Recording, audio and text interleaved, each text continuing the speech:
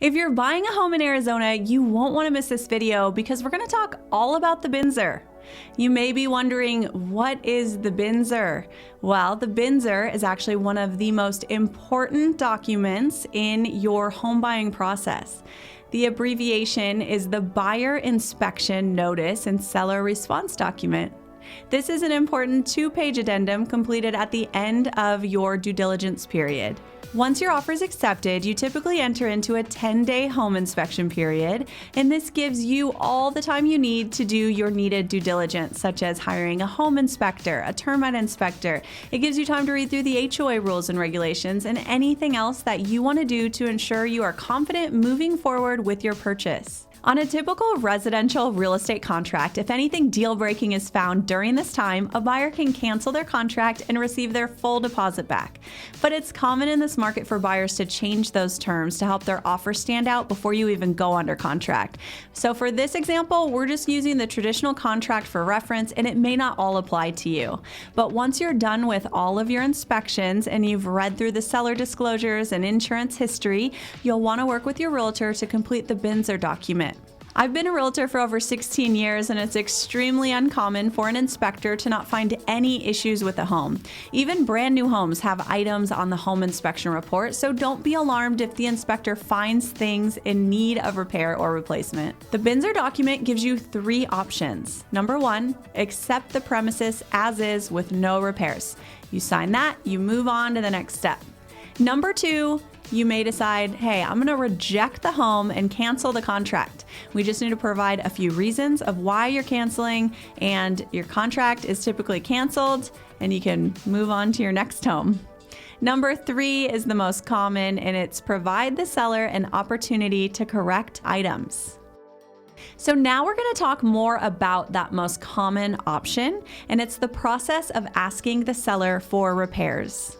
Keep in mind, when you submit repair requests, the seller has the option to approve, decline, agree to a few of the items, or they can counter you and offer a credit towards repairs. It is very important how you approach the BINSR document. Here are our tips to ensure you get the best response from the seller. Number one, you may want to do this, but don't do it. Don't ask for everything. You may feel like you can just submit your home inspection report to the seller and say, fix all these things. But guess what will happen? This oftentimes can backfire, and it's important to remember that you're probably not buying a brand new home. If you ask for too many items, you can upset and offend the seller, and they will just say no to everything. I've seen it happen. If the seller does not approve your request, you do still have the option to cancel the contract. But what are some of the items you should ask for on the BINSR? It's a good rule of thumb to not ask for the small repairs, like say the sink needs a sink stopper when you could buy that for a few dollars at the store. You might not want to put that on your BINSR. You should focus on the bigger concerns that are really important to you, items that are a few $100s or a few several $1,000s to repair. It's also not a common practice to ask for repair or replacement of something that's not broken.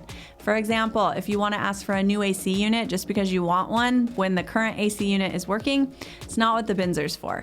Okay, so what if you just want money instead of repairs and you just want to do the repairs later? A lot of agents don't know that you actually shouldn't ask for a repair dollar amount on the BINSR.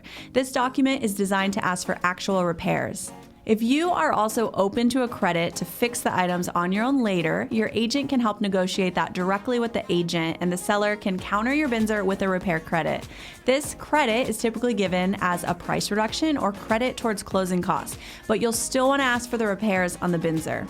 The next tip is make sure you get receipts. So anything the seller agrees to repair at your final walkthrough, hopefully the seller will have receipts provided for you, because you want to make sure that those were paid for, and it's good to have for your records.